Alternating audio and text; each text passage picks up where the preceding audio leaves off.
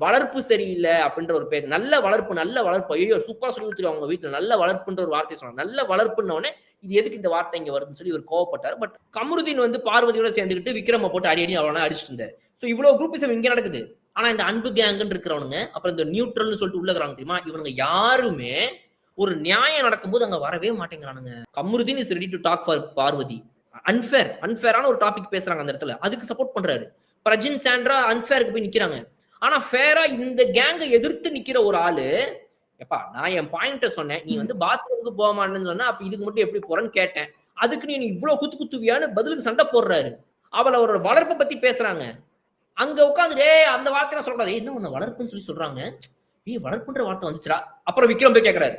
அப்ப கூட இவங்க யார் எந்திரிச்சு போய் என்ன இந்த வீட்ல இருக்கிற கண்டஸ்டன்ட்ட பார்த்து வளர்ப்புன்னு பேசுற? ஏன்னு எனக்கு புரியலையோ! எப்புட்றா நீங்கலாம் இந்த வீட்டுல உட்கார்ந்துருக்கீங்க? அப்படின்ற மாரி இவங்கனால வந்து ஒரு தப்பான இடத்துல கூட குரூப்பிசம் பண்ணிற முடியும். ஆனா நியாயத்துக்கு never no groupism. We hate groupism for நியாயமான திங்ஸ் அப்படின்னு சொல்லி அடுத்தவங்கள சோலோவா ஃபைட் பண்ண விட்டு வேடிக்கை பார்ப்பதுன்றது இந்த சீசனின் வாடிக்கையாக உள்ளது.